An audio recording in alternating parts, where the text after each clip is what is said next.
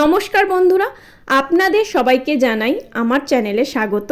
তো আজকে আমি আপনাদের সাথে শেয়ার করব একদম রেস্টুরেন্ট স্টাইল চিলি চিকেনের রেসিপি, যেটা খেতে অনবদ্য হয়েছিল।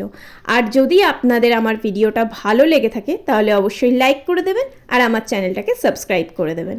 তো সবার প্রথমে আমি এখানে নিয়ে নিয়েছি 500 গ্রাম মতন বোনলেস চিকেন, আর সেটাকে আমি খুব ভালো মতন ম্যারিনেট করে নেব। তার জন্য আমি এখানে নিয়েছি 2 চামচের বড় চামচ আদা, রসুন, কাঁচা লঙ্কা আর পেঁয়াজ বাটা। তারপরে আমি এখানে স্বাদ মতন নুন দিয়েছি, 2 চামচের বড় চামচ দিয়ে নিয়েছি টমেটো কেচাপ, আর 2 চামচের বড় চামচ নিয়েছি এখানে সয়া সস।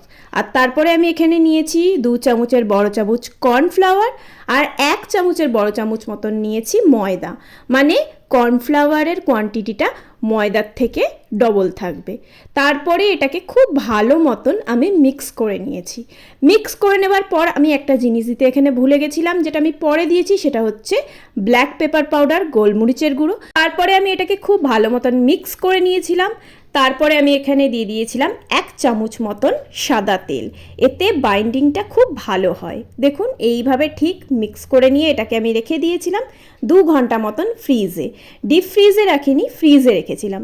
তারপরে আমি একটা প্যানের মধ্যে সাদা তেল গরম করে নিয়েছিলাম, মিডিয়াম গরম করেছিলাম, আর একটা একটা করে চিলি চিকেনগুলোকে ভেজে নিয়েছিলাম। এক পাশ আমি মোটামুটি 5 থেকে 7 মিনিট মতন ভেজেছিলাম।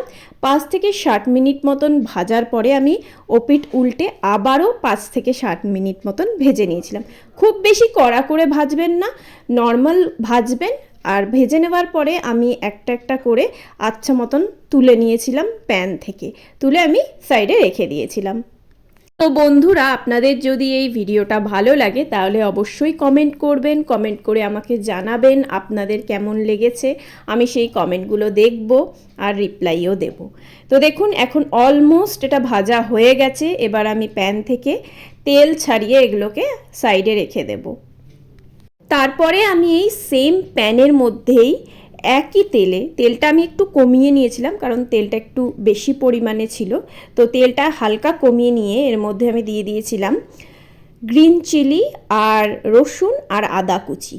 সেটা দিয়ে একটু সতে করে নিয়েছিলাম, মানে খুব বেশি ভাজা যাবে না, একটু সতে করে নিতে হবে। সতে করে নেবার পর আমি দিয়ে দিয়েছিলাম আগের থেকে ডুমো করে কেটে রাখা পেঁয়াজগুলো, সেগুলো সব এর মধ্যে দিয়ে দিয়েছিলাম। আর পেঁয়াজগুলোকে আমি মোটামুটি 3 থেকে 4 মিনিট মতন একটু ভাজা ভাজা করে নিয়েছিলাম। একটু ভাজা ভাজা করে নেবার পর আমি এর মধ্যে দিয়ে দিয়েছিলাম ডুমো করে কেটে রাখা ক্যাপসিকাম, আর ক্যাপসিকামগুলো দিয়েও আমি খুব ভালো মতন এটাকে ভাজা ভাজা করে নিয়েছিলাম 3 থেকে 4 মিনিট। আর সব মিলিয়ে আমি এটাকে মোটামুটি 8 থেকে 10 মিনিটের মতন ভালো মতন মিডিয়াম ফ্লেমে ভাজা ভাজা করে নিয়েছিলাম। তারপরে অন্যদিকে আমি একটা টমেটো কেচাপ আর সয়া সস আর সঙ্গে হালকা নুন আর জল দিয়ে একটা মিক্সচার বানিয়ে নিয়েছিলাম, সেটা এক্ষুনি তোমাদেরকে আমি দেখাচ্ছি। এবার আমি এর মধ্যে দিয়ে দিয়েছিলাম স্বাদ মতন নুন আর গোলমরিচের গুঁড়ো, আর সেটা দিয়ে আমি খুব ভালো মতন মিক্স করে নিয়েছিলাম। আর তারপরে যেই পেস্টের কথা বলছিলাম সেটা আমি অপর দিকে বানিয়ে নিয়েছিলাম। তো তার জন্য এখানে আমি রেড চিলি সস নিয়েছিলাম, সঙ্গে নিয়েছিলাম টমেটো কেচাপ আর নিয়েছিলাম সয়া সস। সব কিছুর কোয়ান্টিটি আমি 2 চামচ করে নিয়েছিলাম। আর তারপরে আমি এর মধ্যে হালকা জল দিয়ে দিয়েছিলাম আর একটুখানি ভিনিগার দিয়েছিলাম, যেটা আমি এখানে দেখাতে ভুলে গেছি। তো এই সব কিছুকে খুব ভালো মতন আমি মিক্স করে নিয়েছিলাম। তো এই মিক্সচারটাকে এবার আমি দিয়ে দিয়েছিলাম পেঁয়াজ আর ক্যাপসিকামের ওপরে। তো একটুখানি মিক্স করে এটাকে এর ওপরে দিয়ে দিয়েছিলাম, আর এটাকে আমি একটু ফুটিয়ে নিয়েছিলাম 3 থেকে 4 মিনিটের জন্য। আর তারপরে আগে থেকে ভেজে রাখা যেই চিলি চিকেনগুলো ছিল সেগুলো এর মধ্যে দিয়ে দিয়েছিলাম, আর খুব ভালো করে কোট করে নিয়েছিলাম। এটাকে খুব ভালো করে মিক্স করে নিতে হবে, যাতে যেই মিক্সচারটা আছে tomato ketchup, red chilli sauce আর সয়া সসের, সেটা খুব ভালো মতন এর সাথে মিক্স হয়ে যায়। তো তারপরে খুব ভালো মতন এটাকে মিক্স করে নেবার পরে আমি একটু জল অ্যাড করেছিলাম, কারণ আমি এটাকে ড্রাই রাখতে চাই না, মানে ড্রাই আমরা খাইনি, আমরা খেয়েছিলাম একটু গ্রেভি টাইপের। তো সেই জন্য এখানে আমি আধ বাটি মতন জল দিয়েছিলাম। যদি তোমরা ড্রাই খেতে চাও তাহলে এখানেই তোমরা স্টপ করতে পারো, কিন্তু আমি একটু গ্রেভি করেছিলাম বলে আধ বাটি মতন জল দিয়েছিলাম, আর পরিমাণ মতো একটু নুন দিয়েছিলাম। সেটা তোমরা একটু ঝোলটা খেয়ে দেখতে পারো। তো ফুটে গেছে দেখো।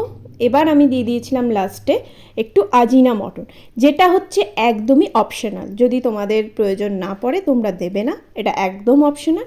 এটা দিলে টেস্টটা একটু বেটার লাগে, তো এটা অপশনাল। তো দেখো হয়ে গেছে